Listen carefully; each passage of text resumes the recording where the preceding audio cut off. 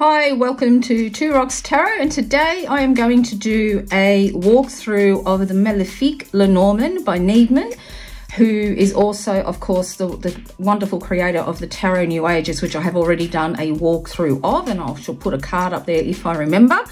So even though I ordered these together, this actually won't come a little bit later. So let's take a look at this absolutely fantastic Lenormand deck. So as you can see, it does come in the same type of box, which I absolutely love when they come in their own little boxes like this. On the back, it has got the Russian artist Gniedmann, which I hope I'm pronouncing right, has created a uniquely dark and edgy Lenormand deck that delivers pointed answers to divination questions. Includes 36 cards and 24-page booklet with keywords and instructions for several card spreads, and it's published by the US Game Systems. So, as you can see, it comes with the little, well, black book, this one is, and it's just got some keywords on there, which I actually like because it gives the overall meaning of the card, but it also gives your own interpretation as well. Got some quite good spreads on here: heart, mind, plans. It can be used in love, business as well. So you draw a pair of, drawing each pair of cards, combining 3 pairs of cards, and we look at the attitude of a person to the querent, and it's important to divide spheres of attitude, emotions, mind, and plans. You know, you can make it whatever you would like, actually. It's got a weight, dreams, and fears. This is another one that you can do. So it'd be weight, dreams, and fears. You can do Moribund Spirit, the old one like that. Peace, negotiations, and war, which is kind of appropriate for nowadays. Choice for yes and no questions, which I haven't actually seen put forward like that in a Lenormand deck before, which I think is quite good. So let us take a look at these magnificent cards. So these are the backs, which are absolutely glorious. Absolutely love it. And what I love even more, it already comes edged in a beautiful glossy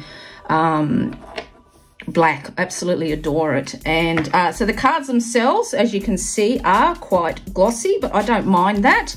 I haven't shuffled them yet, so as you can see, so they're going to be still in order. So he has continued with the tradition of having the heart and the number on there, the number of the actual cards. Of course, this is the first card in the suit of Lenormand. So here we've got the Horseman. So beautiful, flexible cards. I mean, like I say, I always love, even though it's kind of, it's glossy, but it's not too bad. It's probably like half a gloss, I would say. So, you know, I've always loved, actually, I might turn them around. No, I will keep one so you can see the backs that are beautiful. I've always loved the US Games cardstock, always. So as you can see here, we have got the clover. So as you can see, it expresses it well, very dark and edgy. I absolutely love the ship. I think this is the card that I fell in love with. I love all the purples, you know, the rough seas, sailing through a storm, because often when the ship comes up, we have already either, it's always, you know, kind of represents things of an overseas nature. So it can be a person, it can be, you know, an actual place overseas. As I am making this video, we wake up to the news that the wonderful Queen Elizabeth II has passed away. And, you know, and I can imagine this is what England feels like overall as a country. And I'm sure many, many other countries, Australia included, because she really was a rock for so many people, particularly England. She saw through, you know, world wars. You know, she was an absolutely amazing woman. And I think we lost a bright light when we lost Queen Elizabeth. I really do. Here we got the house, beautiful Gothic looking house. It's absolutely terrific, isn't it? So here, this would be the King of Hearts. I myself have never used that association with Lenormand. I just read the actual cards itself. So yeah, that's just the way I am. I've got the beautiful tree here. I love how it's got the little, you know, the little hole in there. What's the tree going to bring? Here we've got the clouds, absolutely superb. It's exactly what the clouds do. They, you know, it's not only cloudy thoughts, but you've got to remember, you know, you can see light peeking out from behind. The only thing with this particular card, it's going to be hard in a spread unless you're doing a 9-card spread. But if you're doing a normal 3-card spread, there is a slight light, but what you usually do is, if the dark side is facing you, you're going to go through a dark side, where there's a lighter card, you're coming through it.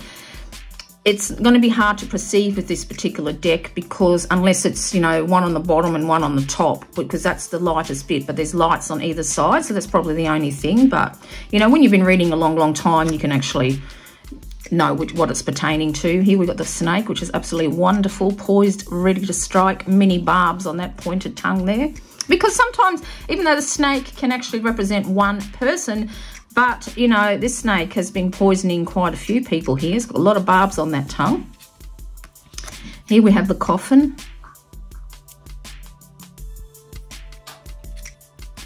Beautiful bouquet. So as you can see, you know, the artwork, he's got his very unique take on art, and I absolutely adore it. I think it's wonderful. I don't even mind the eye in there. I'm not really fond of eyes in my deck, but I don't mind it in this one. Here we've got the scythe.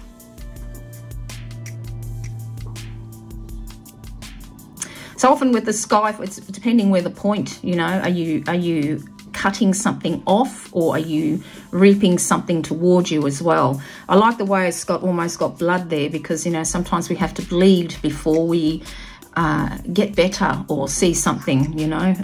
You know, that would reflect well a mastectomy. You know, something had to get cut away from my body for me to recover my health, you know. It's cutting away the cancer. And I like this too. He's got the whip and broom. Usually with the Lenormand, you either have the broom, the whip card, which is the most popular one, or you have the broom. But I like the way he's combined the two. It's very, very different and unique. Here we've got the birds. Very, very hard to perceive them, but there is a bird there. Looks like it's going to attack and eat someone. We have got one there. And I really need new glasses, but just haven't been able to get them this year. And I think, yeah, there's one up there as well. Love it. I love this child. It reminds me of that character, is it Boyd or Boyle in 9th Precinct? He just reminds me of him for some reason, but I think that's awesome. Here we got the beautiful fox. As you can see, all of them got that little bit of, not evilness, but a little bit of, oh, I don't know, like spite. So, you know, because sometimes the fox often comes up with work, shifty people, but we forget the fox can bite as well. You know, some people really do snap, and I think highlighting the teeth in this deck is quite well. Like we've got the bear here, you know, this bear has actually got 4 pairs of eyes, you know, so I just think it's a wicked deck. I really do. Here we've got the beautiful stars, absolutely gorgeous. Just love the colours in this deck. I don't mind the little black border on the end, and it's not often really that you have a number as well on the cards, at least not in modern decks as well. So here we've got the beautiful stork. It's got like a bit of a reptilian sort of a, what are they called? Fan on the back? You know what I'm talking about. Here we got the dog. Pretty awesome, isn't it? Oops. And we've got the tower, which kind of looks like a mushroom. Because people forget too, sometimes the tower can represent isolation as well, when you isolate yourself. And mushrooms, you know, sometimes you just find a lone mushroom, don't you, when you're walking around. Here we got a beautiful garden. Mushrooms and hedges and archways. Often representing the many different choices that we have when the garden comes up socially. You've got the beautiful mountain. The crossroads, which I really, really like this depiction, because it actually shows a cross, you know, which way are you going to go, literally. It's a really, really good depiction of it, and floating up in the air as well, because when you're faced with different decisions, you know, we often, that's that saying, isn't it? It's up in the air. This depicts it really, shows that really well. Couldn't get the right word out here. And instead of mice, he's got rats, which I really, really love. Absolutely love that.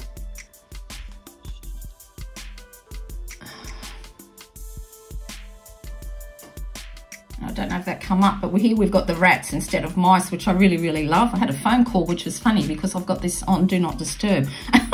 So we've got the rats here. I love that. Here we've got the heart, an actual heart. Often when the scythe and heart come together, often can pertain to heart surgery. Here we've got the ring, which I really, really like because it does have like a ring, like as you could say, an engagement ring, because it's got the crystal at the top, but I also like the way it's predicted as a porthole of some sorts, because the ring can often mean contracts as well, and looking at the small fine print. This is going to be a really good deck to read with. Here we've got the book. It looks like a very well-read grimoire, doesn't it? Being passed down through centuries of witches. We've got the letter. It's absolutely gorgeous. I really love it. Here we've got the man, which I really like.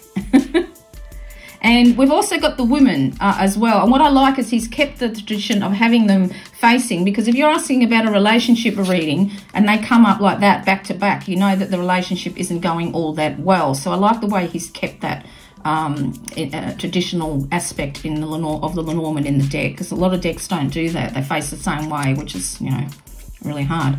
Here we've got the lily, beautiful lily. Gorgeous sun.